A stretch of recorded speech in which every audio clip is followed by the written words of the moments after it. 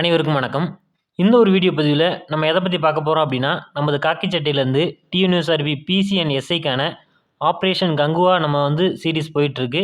இதில் பார்த்தீங்க அப்படின்னா முக்கியமான வினாக்கள் தான் நம்ம பார்த்துட்ருக்கோம். இது டே 6.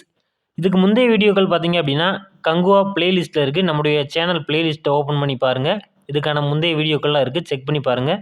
முதலாவது கேள்வி, நிலவின் ஈர்ப்பு விசை புவியின் ஈர்ப்பு விசையைப் போல 6 1 பங்கு இருப்பதால் நிலவில் ஒரு பொருளின் எடை பூமியில் உள்ளதை விட டேஸ் இருக்கும், 6 மடங்கு குறைவாக இருக்கும். இதுதான் இதற்கான சரியான விடை. இரண்டாவது கேள்வி, பொருட்களின் மீது உயிருள்ள அல்லது உயிரற்ற காரணிகளால் செயல்படுத்தப்படும் தள்ளுதல் அல்லது இழுத்தல் செயல்களே. இந்த செயல்பாடுகளை என்ன அப்படின்னு அழைக்கிறாங்க அப்படின்னா விசை அப்படின்னு தான் அழைக்கிறாங்க. மூன்றாவது கேள்வி, தொடா விசைக்கு எடுத்துக்காட்டு கூறுக அப்படின்ற மாதிரி கேட்டிருக்காங்க. இதற்கான சரியான விடை புவியீர்ப்பு விசை தான் தொடா விசை. நான்காவது கேள்வி, புவியை சுற்றி வரும் நிலவின் இயக்கம் என்ன இயக்கம் அப்படின்ற மாதிரி கேட்டிருக்காங்க. இதற்கான சரியான விடை கால ஒழுங்கு இயக்கம். ஐந்தாவது கேள்வி, தொலைவின் எஸ்ஐ அலகு மீட்டர், காலத்தின் அலகு வினாடி. எனவே மீட்டர் பை வினாடி என்பது எதற்கான அலகு அப்படின்னு கேட்டிருக்காங்க. இதற்கான சரியான விடை பார்த்தீங்க அப்படின்னா வேகத்திற்கான அலகு தான் மீட்டர் பை வினாடி. ஆறாவது கேள்வி, வெப்பத்தின் எஸ்ஐ அலகு ஜூல் மற்றும் வெப்பத்தை அளக்க பயன்படும் மற்றொரு அலகு எது அப்படின்னு கேட்டிருக்காங்க.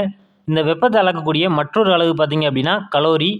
ஏழாவது கேள்வி, வெப்பநிலையின் எஸ்ஐ அலகு என்ன அப்படின்னு கேட்டிருக்காங்க. இதற்கான சரியான விடை கெல்வின்.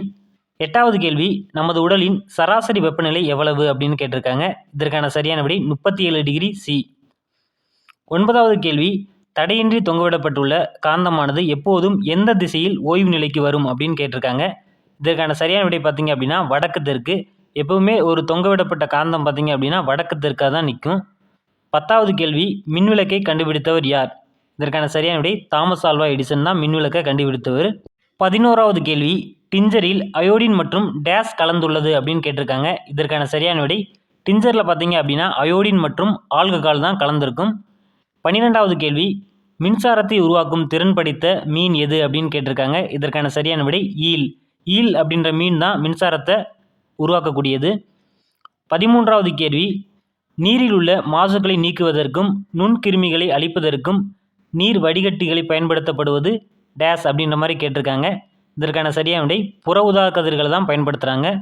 14வது கேள்வி பொறுத்துக, பனிக்கட்டி நீராக மாறுதல் அப்படின்றது என்ன நிகழ்வு அப்படின்னா உருகுதல். நீர் நீராவியாக மாறுதல் அப்படின்றது ஆவியாதல் நிகழ்வு. நீராவி நீராக மாறுதல் அப்படின்றது ஆவி சுருங்குதல். நீர் பனிக்கட்டியாக மாறுதல் அப்படின்றது உறைதல். 15வது கேள்வி, பதங்கமாதல் நிகழ்விற்கு உட்படாத பொருள் எது? இதற்கான சரியான விடை பனிக்கட்டி. 16வது கேள்வி, புவி நிலவும் வானிலைக்கு காரணமான வளிமண்டல அடுக்கு எது? இதற்கான சரியான விடை அடி வளிமண்டல அடுக்கு அப்படின்றதான் இதற்கான சரியான விடை. 17வது கேள்வி, தாவரங்கள் ஒளிச்சேர்க்கை நிகழ்த்தும் போது சூரிய ஒளி தேவைப்படுகிறது என்பதை நிரூபித்தவர் யார்? இதற்கான சரியான விடை ஜான் இன்ஜன் ஹவுஸ் அப்படின்றவர் தான் இதை நிரூபிச்சிருக்காரு. 18வது கேள்வி, நைட்ரஜனை கண்டறிந்தவர் யார்? இதற்கான சரியான விடை டேனியல் ரூதர்ஃபோர்டு. அவர் தான் நைட்ரஜனை கண்டறிந்தவர். அதே மாதிரி ஆக்சிஜனை கண்டறிந்தவர் யார் அப்படின்றத மறக்காமல் கமெண்ட் பண்ணுங்கள். 19வது கேள்வி, தாவரங்கள் வளிமண்டல காற்றுடன் நிகழ்த்தும் வாயு பரிமாற்றம் அவற்றின் இலைகளில் உள்ள எந்த இலைத்துளி மூலம் நடைபெறுகிறது அப்படின்றத கேட்டிருக்காங்க. இதற்கான சரியான விடை பார்த்தீங்க அப்படின்னா ஸ்டெமட்டா, அதன் வழி தான் வாயு பரிமாற்றம் நடைபெறுகிறது. 20வது கேள்வி, CO2வை -57 டிகிரிக்கு குளிர்விக்கும் போது அவை திரவ நிலையை அடையாமல் நேரடியாக திடநிலைக்கு மாறும். இதனை எவ்வாறு அழைக்கலாம் அப்படின்னு கேட்டிருக்காங்க. இதற்கான சரியான விடை பார்த்தீங்க அப்படின்னா உலர் பனிக்கட்டி. 21வது கேள்வி, வெங்காயத்தை வெட்டும்போது நம் கண்ணில் கண்ணீர் வருவதற்கான வேதிப்பொருள் என்ன அப்படின்னு கேட்டிருக்காங்க. இதற்கான சரியான விடை புரோப்பேன் தயால் எஸ் ஆக்சைடு அப்படின்ற ஆக்சைடுனால தான் நமக்கு வெங்காயம் வெட்டும்போது நம்மளுடைய கண்களில் தண்ணீர் வருது. 22வது கேள்வி, முதன்மை ஊட்டச்சத்துக்கள் என அழைக்கப்படுவது எது? இதற்கான சரியான விடை NPK அப்படின்றதான். N அப்படின்னா நைட்ரஜன், P அப்படின்னா பாஸ்பரஸ், K அப்படின்னா பொட்டாசியம். இது மூன்றும் தான் முதன்மை ஊட்டச்சத்துக்கள் அப்படின்னு அழைக்கப்படுது. 23வது கேள்வி, சிமெண்டை கண்டுபிடித்தவர் யார்? இதற்கான சரியான விடை வில்லியம் ஆஸ்படின் அப்படின்றவர் தான் சிமெண்டை கண்டுபிடித்தவர். 24வது கேள்வி, ஆணிவேர் தொகுப்பிற்கு பொருந்தாத தாவரம் அப்படின்னா நெல் ஆணிவேர் தொகுப்பை சார்ந்தது அல்ல. 25வது கேள்வி, ஜீராங் பறவைகள் சரணாலயம் எங்கு அமைந்துள்ளது அப்படின்னு கேட்டிருக்காங்க. இதற்கான சரியான விடை பார்த்தீங்க அப்படின்னா சிங்கப்பூரில் தான் இந்த ஜீராங் பறவைகள் சரணாலயம் வந்து அமைந்திருக்கு. 26வது கேள்வி, தன் வாழ்நாளில் நீர் அருந்தாத உயிரினம் எது அப்படின்னு கேட்டிருக்காங்க. இதற்கான சரியான விடை கங்காரு எலி. கங்காரு எலி தான் தன்னுடைய வாழ்நாளில் நீரே அருந்தாது. தான் சாப்பிடக்கூடிய உணவுப் பொருட்களிலிருந்து நீரை எடுத்துக்கொள்ளக்கூடிய ஒரு உயிர் தான் இந்த கங்காரு எலி. 27வது கேள்வி, எந்த வைட்டமின் குறைபாட்டால் சிறு காயம் ஏற்பட்டாலும் அதிகப்படியான இரத்த கசிவு ஏற்படும்? இதற்கான சரியான விடை பார்த்தீங்க அப்படின்னா வைட்டமின் கே.